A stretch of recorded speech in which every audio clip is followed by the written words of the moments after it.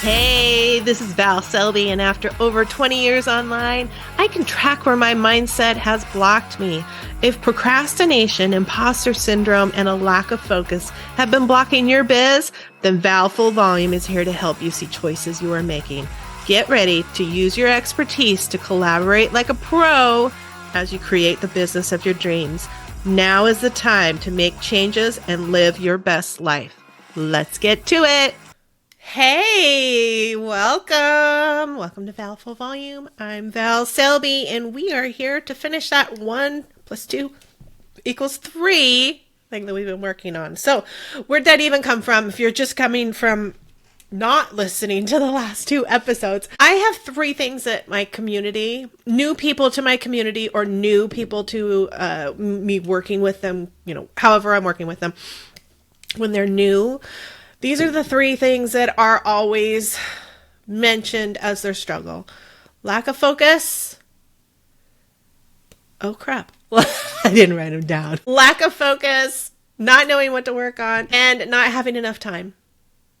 If number 1 is lack of focus, number 2 is not knowing what to work on. So 1 + 2, it will always equal 3 if there's not enough time. It will always. Those 2 things, and I gave you stuff that will help you with those 2 things in the last 2 episodes. So if you haven't listened to those yet, go on down. I'm sure they're in the show notes. 1 + 2 = 3. If you don't have a focus and you don't know what you're working on, you will not have enough time. Ever. Because, deep breath here. Deep breath with me. We don't have enough time to get everything that we want done. Nope.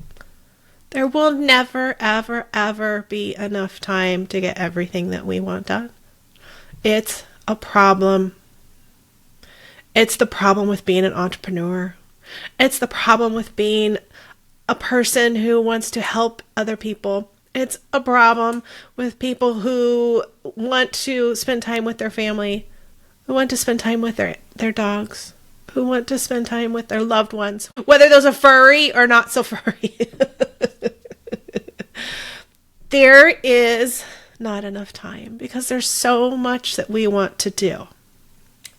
So, number 3 is absolutely an excuse that there's not enough time.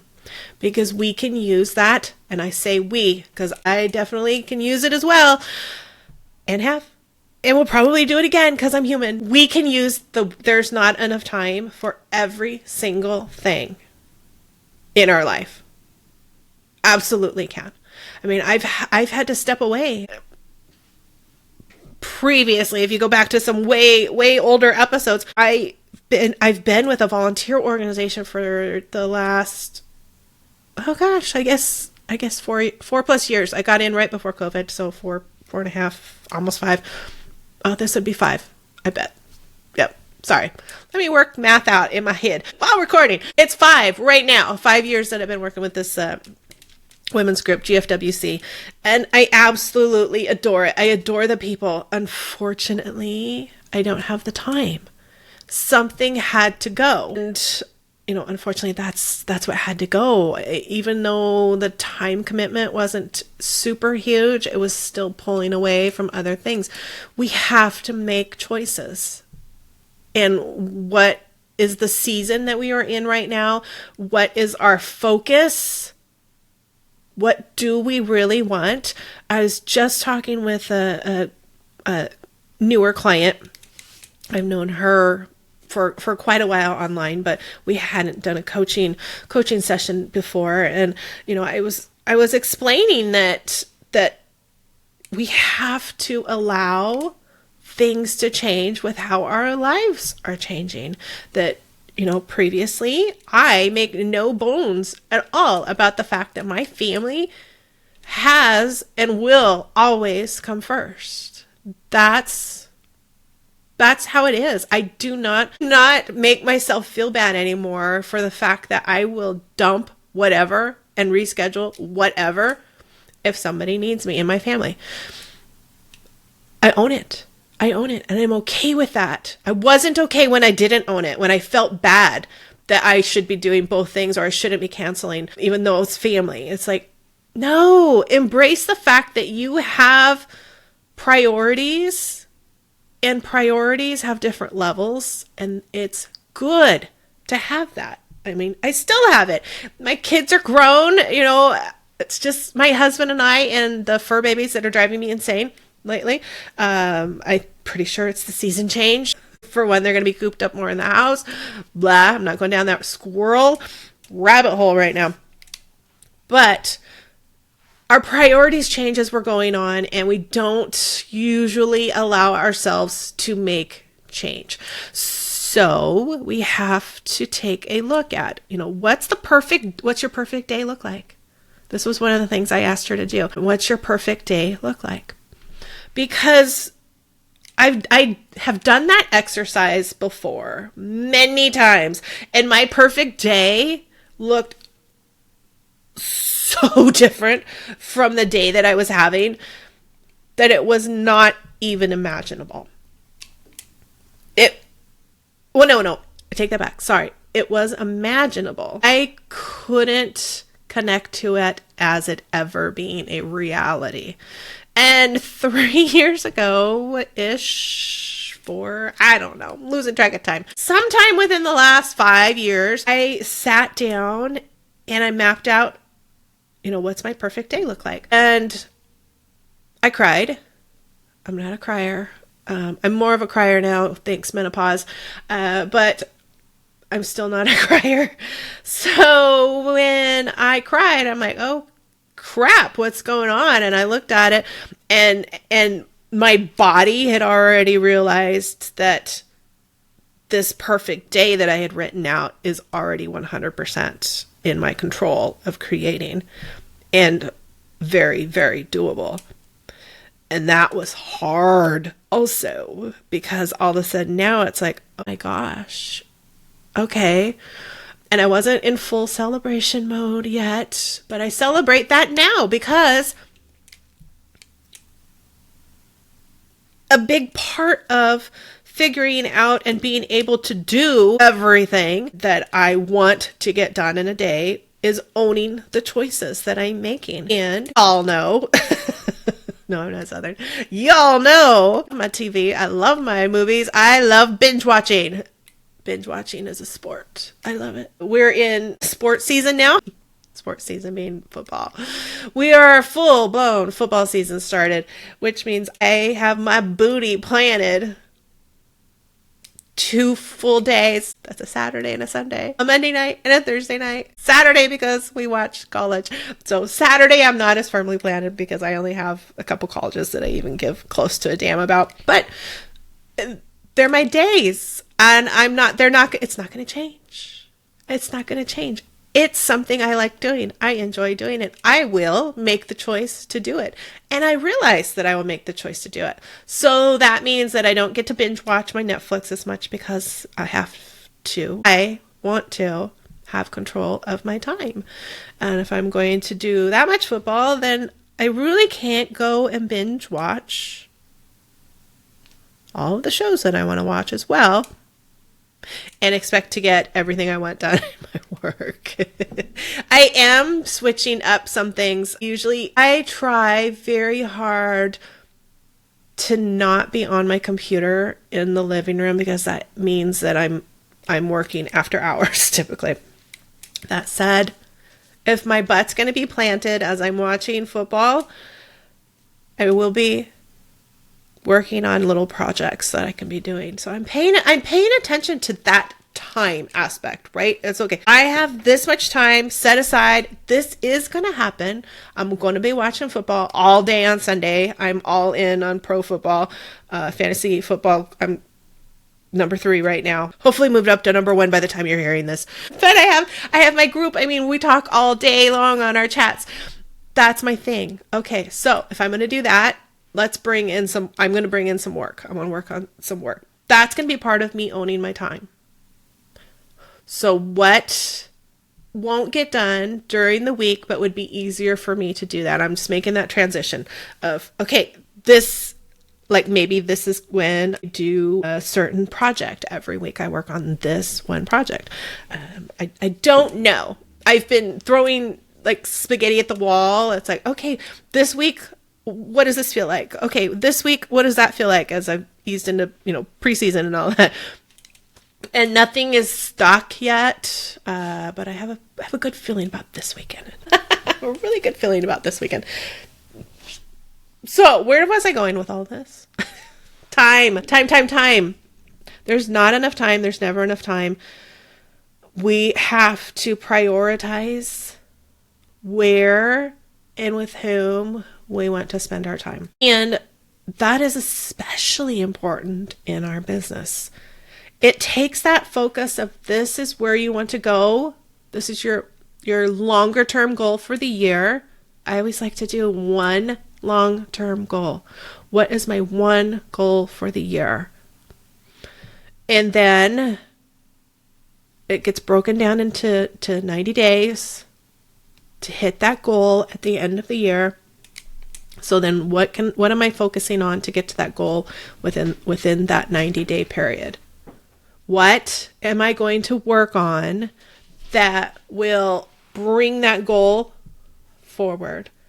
And that's why the focus is important, is because then when things are pulling my attention, the shiny objects come in, they still come in for me. There's so much fun out there, even biz-wise. It's like, oh, I want to go do this. I want to do that. Oh my gosh, this summit would be great. I know I could learn a ton from this, or this over here. Like, oh gosh, I could do this workshop. That's all still pulling at my attention, and always will. I acknowledge that. It just always will. As creative people, entrepreneurs are creative people, there's always going to be something that we're going to want to learn more about. Shiny objects are always going to be there. And they'll be there even if we weren't entrepreneurs. There'd be something else, right? It'd be the new hobby. What's this new hobby? What's this? Because my husband has shiny object syndrome and he doesn't run a business. There's just always going to be fun stuff that we're going to want to learn about and check out. So part of helping with the focus is realizing that that's going to come in there. That these things are going to be poking and saying, hey, and it's up to us to look at our focus and decide if this is okay, we can add this in right now because it's going to help us get to our goals, or I'm going to go and write this down someplace. I have a Asana list that have stuff on there from, a few years ago even, that I'm just like, okay, I really want to do this. Oh my God, it would be so much fun. I'm about ready to spend money. This would take our attention away from hitting our goals and going in that direction. Okay, that means it's not within my focus. So I'm just going to go and put it over there, and I'll revisit at the end of my 90-day goal period and see if that's something that gets to get brought in. And again, that's why having that focus is so important. And it's why when we don't have that focus, we really hit that I don't have time. Because we start grabbing everything. We start learning everything. If you are like me, you end up with, when you don't have a focus, because even when I do have a focus, I have this issue. I'm on so many lists. I'm following so many amazing people. They come out with new amazing workshops and group programs and masterminds. And it's like, oh my God, this is all so good. And even with my focus, there's oftentimes that it's tough for me to go, no, not right now, but it'd be so much fun. No, Val, not right. And remind myself, what would be even more fun is making so much more money that we're like, oh, okay, we don't even need to do that. Or we do it down the road and we pay for the year in advance. It's just like, what's even more fun? Making money. Being more focused makes more money. Doing this and this and this and this and this makes me less money. Cause and effect.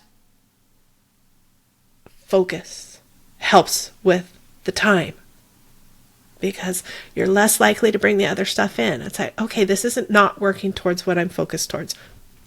Later. And again, don't know what to do. The focus, we've already talked about that, right? I talked about that last week. When you don't know what to do, it's because you are really lacking the focus. You don't know what that next direction is. And again, it's an easy excuse. I don't know what to do. There's so much to do. I don't know what to do. You do know what to do. You're just not trusting your gut. You know the next direction that you want to go. And sometimes you just need to talk it out. I hear that. I mean, half the time, okay, I'll be conservative. Half the time when I'm coming on here on the podcast, I am talking this shit out of my own brain. I am sharing what's going on in my own brain as I'm working it out and processing. Because I have human brain. I have to tell myself all the time, hey, you do have time when you don't sit there and stare out the window because the sun just popped out. And you haven't seen it in 24 hours. Or, man, look at how much more time I have when I don't sit and watch this TV show that I don't even really like anyways, but I'm stuck in it. So reality junkie, I have to go to the end and I have to keep watching. No, I don't. No, I don't. How about I do something more fun, like make money? How about I stay on focus and like really focus on this project and it makes money? How fun would that be, Val? So pay attention when you are telling yourself that you don't have enough time, when you're especially pay attention if you're telling other people, I don't have time. When that pops out of your mind, out of your mouth, that thought pops into your head with it. Sit with it and go, really? Do I really not have enough time? Or spending my time on things that I don't want to do. Because that's often a big one. Or am I spending time doing the things that I do want to do and I'm not giving myself full permission? Like I said, I had issues previously with, I would drop everything and reschedule everything and with my family, and it's too bad I couldn't wrap my head around it faster back then with that was okay. That was okay. That was my priority. That was my focus. My business was definitely much lower focus. And again, that's okay. I don't regret it. I just wish I hadn't beat myself up so much trying to think that I could do all of it at 100%. It's not possible, babe. Not possible. Not possible. We're human. We have human issues of 24 hours. We get to choose what the best use of our time is. So, is today a day that the family's going to suck up all the time? I mean that in a good way.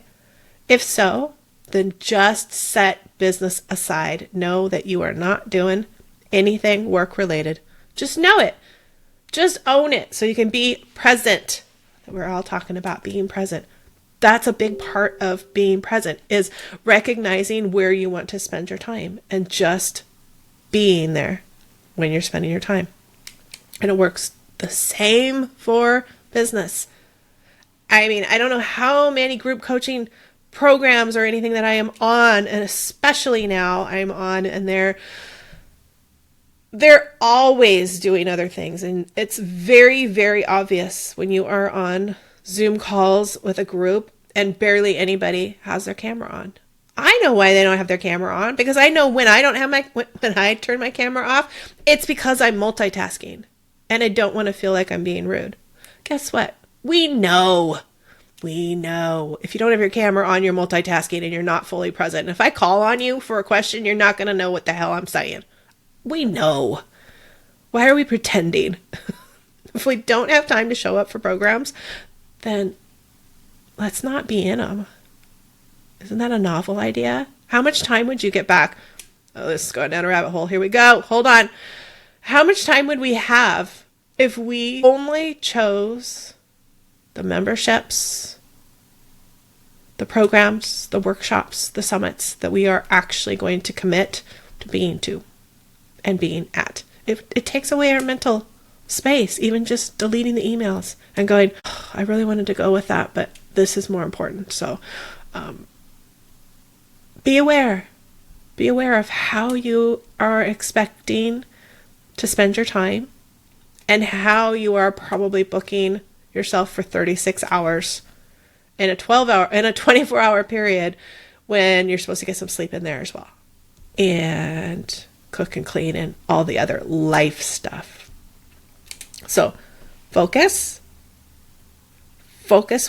plus deciding what you're going to work on, which becomes easier when you have focus, is going to equal getting your time back, because you're going to stay in your focus, which means that when things pop into you and poke at you and grab at you and try to grab you and pull you away, it will be easier, because you're going to be like, nope, this is not in my focus. So not today. As I like to say, not today, Satan. When I'm getting really annoyed at all of the stuff coming in my direction. Not today, Satan. Don't pull me away. I'm going to be focused. That's the 1, 2, 3. 1 + 2 = 3 silliness. And I hope that you got some information out of that. If you would like some more personalized help, just reach out. I'm here for you. I've got group programs. I've got one-on-one coaching. I've got just plain old email coaching. All the different ways that we can connect, different workshops. I've got a new one coming up that I'm not quite ready today to talk about, but it will definitely be in next week's episode. I will bring it up, but it's definitely going to be launching really quick. So make sure that you are down there. Grab the Collaboration is Easy guide, and that will help you with 3 days of 3 super duper easy free ways to be working on growing your collaborations without taking away from your business. And then once you're on that list, you will definitely get notification of all of the upcoming launches and more. And then you can always hit reply to any of those emails and get me right away, because I answer my own emails. All right. Like I said, the sun just popped out, so obviously that means I'm supposed to go do some errands and get focused. I will chat at you next week. Thank you for being here. Bye.